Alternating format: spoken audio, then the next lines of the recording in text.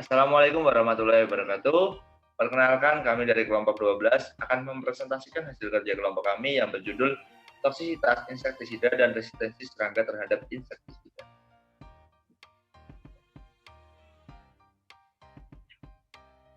Sebelumnya yang pertama, kami beranggotakan yang pertama Ahmad Sahriyo Arido dengan NIM 206, Nabila Azhara NIM 186, Clarissa Stella Diva NIM 178, dan Jenny Salza NIM 192. Next.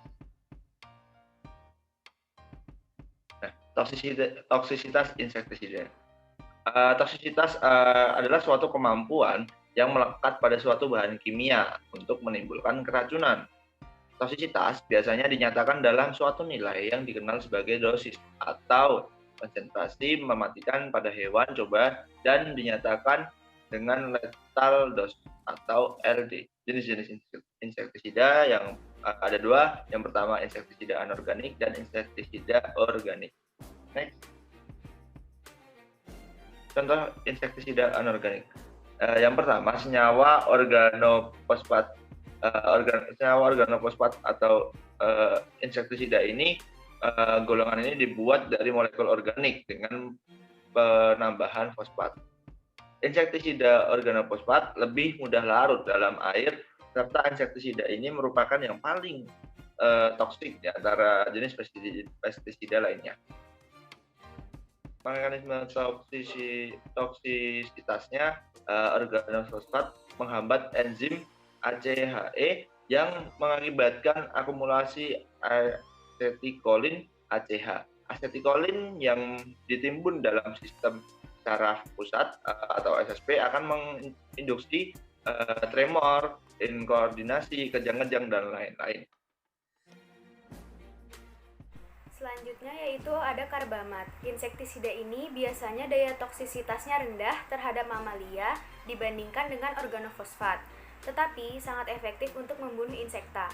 Namun, insektisida karbamat akan terurai pada suasana yang terlalu basah. Mekanisme toksisitasnya, pada saat enzim dihambat, jumlah asetilkolin meningkat dan berikatan dengan reseptor muskarinik dan nikotinik pada sistem saraf pusat dan perifer.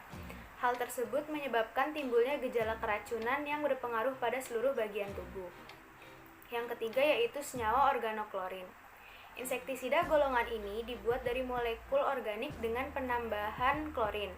Insektisida organoklorin bersifat sangat persisten, di mana senyawa ini masih tetap aktif hingga bertahun-tahun. Mekanisme toksisitasnya yaitu dari DDT masih dalam perdebatan, walaupun komponen kimia ini sudah disintesis sejak tahun 1874. Tetapi pada dasarnya pengaruh toksik terfokus pada neurotoksin dan pada otak. Yang keempat yaitu ada fumigan. Fumigan adalah gas-gas mudah menguap yang dapat membunuh hama serangga. Fumigan hanya boleh digunakan oleh personel terlatih karena tingkat toksisitasnya yang tinggi. Contoh-contohnya adalah metil bromida, aluminium fosfit, magnesium fosfit, kalsium sianida, dan hidrogen sianida. Mekanisme toksisitasnya yaitu pestisida ini dapat masuk ke dalam tubuh hama melalui kulit, pernafasan, atau mulut. Saat pestisida kontak melalui mata atau kulit, pestisida akan segera terabsorpsi atau menyerap. Berikutnya yaitu adalah contoh insektisida organik. Yang pertama adalah silika. Insektisida organik yang bekerja dengan menghilangkan selubung lilin pada kutikula serangga sehingga menyebabkan mati lemas. Mekanisme toksisitasnya, setelah pestisida terhirup, partikelnya akan mengendap di seluruh saluran pernafasan, mulai dari hidung dan faring sampai ke paru-paru. Apabila partikel dapat menghindar dari sistem clearance, saluran nafas atau berupa eskalator mukosilier pada dinding mukosa trakea dan tidak diaptek oleh sel epitel dari saluran nafas atas aptek atau aptek epiteal hanya terjadi pada epitel yang mengalami inflamasi sebelumnya. Setelah itu, maka partikel akan masuk ke alveolus paru. Sedangkan nanopartikel yang berhasil dibersihkan oleh sistem eskalator mukosilier akan masuk ke esofagus untuk selanjutnya dibuang lewat sistem gastrointestinal.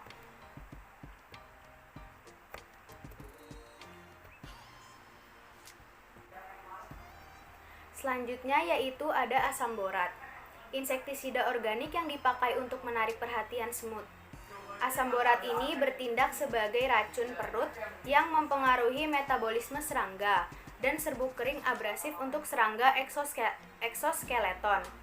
Mekanisme toksisitasnya, pada fase pertama ini bahan toksik akan mengalami proses sinergistis atau antagonis.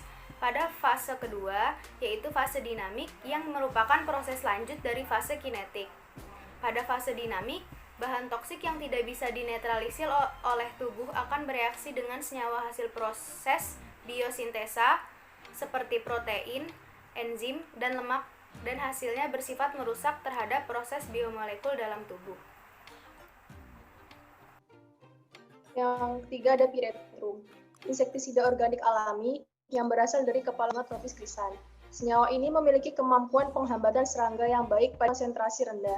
Namun berkaitan dengan proses ekstraksinya, senyawa ini sangat mahal. Mekanisme toksisitasnya melalui proses hidrolisis, oksidasi dan konjugasi. Pyrethrum bersifat racun terhadap jaringan syaraf, yakni dengan cara mempengaruhi permeabilitas membran terhadap ion, sehingga mengganggu saraf. Hidrolisis adalah reaksi kimia yang memecah molekul air menjadi kation hidrogen anion hidroksida. Oksidasi adalah interaksi antara molekul oksigen dan semua zat berbeda. Konjugasi adalah peristiwa transfer bahan genetik dari satu individu kepada individu lainnya, sehingga efek toksisitasnya bisa dampak untuk pengaplikasi dan serangga.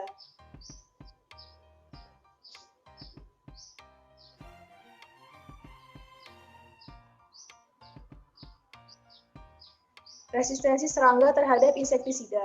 Definisi resistensi adalah kemampuan serangga untuk bertahan hidup terhadap pengaruh insektisida yang biasanya mematikan. Serangga resisten yaitu tiap populasi suatu spesies yang biasanya peka terhadap insektisida tertentu menjadi tidak dapat lagi dikendalikan dengan insektisida tersebut.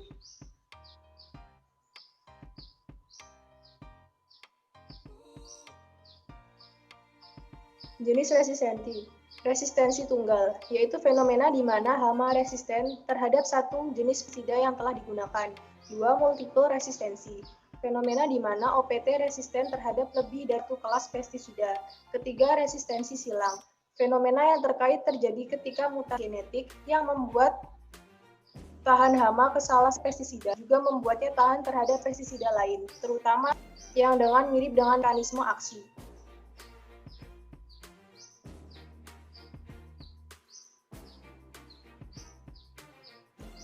Penyebab resistensi. Yang pertama, spesies hama biasanya mampu menghasilkan sejumlah besar keturunan. 2. Jenis hama telah terkena racun alam untuk waktu yang lama sebelum timbulnya peradaban manusia. 3. Tingkat tekanan seleksi yang diterima oleh suatu populasi serangga. Mekanisme resistensi.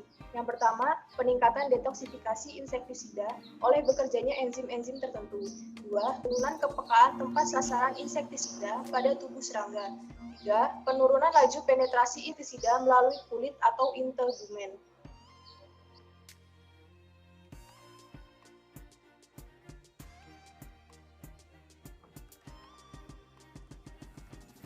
Proses terjadinya resistensi.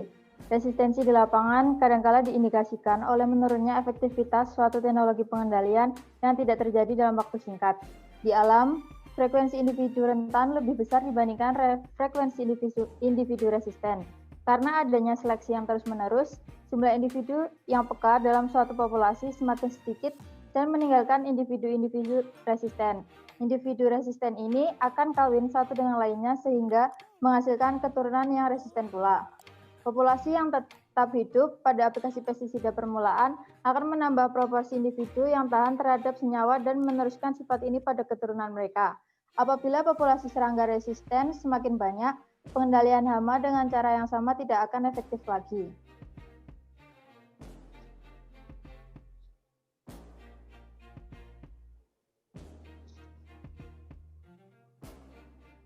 Selanjutnya, pengukuran tingkat resisten, yaitu resisten faktor atau RF, dapat dirumuskan dengan LD 50 serangga uji per LD serangga peka. Keterangan LD adalah lethal dose atau 50% dari serangga yang diuji ataupun serangga yang peka. Pengolahan resistensi, yang pertama ada sikap sedang atau moderation, yaitu mengurangi tekanan seleksi dengan pengurangan dosis dan frekuensi penyemprotan insektisida. Yang kedua, penjenuhan atau saturation, yaitu memanipulasi atau mempengaruhi sifat pertahanan serangga terhadap insektisida baik genetik maupun non-genetik. Yang ketiga, serangga ganda atau multiple attack, yaitu rotasi atau pergiliran jenis insektisida bahan aktif. Di Indonesia, pengolahan resisten juga dapat diterapkan dengan cara yaitu menerapkan cara pengendalian non-kimiawi. Contohnya, pergiliran tanaman, pemasangan perangkap OPT, pengaturan jarak tanam, dan lain-lain. Yang kedua, yaitu dapat dengan menggunakan pestisida jika diperlukan. Contohnya, menerapkan ambang pengendalian. Yang ketiga, melakukan pergiliran pestisida berdasarkan cara kerja. Yang keempat, dianjurkan menggunakan pestisida selektif daripada pestisida berspektrum luas. Contohnya, Bacillus thuringiensis dan benzoyl urea. Yang kelima, menggunakan dosis atau konsentrasi formulasi yang tepat. Selanjutnya, resurgensi hama setelah aplikasi insektisida. Resurgensi adalah peristiwa peningkatan populasi hama sasaran secara mencolok sehingga melampaui ambang ekonomi setelah aplikasi pestisida tertentu. Penyebabnya yaitu matinya musuh alami, menurunnya mortalitas, meningkatnya laju reproduksi, juga laju makan, memperpendek stadium pradewasa, memperpanjang masa oviposisi, dan pengaruhnya tidak langsung melalui perubahan pertumbuhan tanaman, nutrisi, dan kepekaan tanaman. Sekian yang dapat kami sampaikan. Jika ada salah kata, mohon maaf. Wassalamualaikum warahmatullahi wabarakatuh.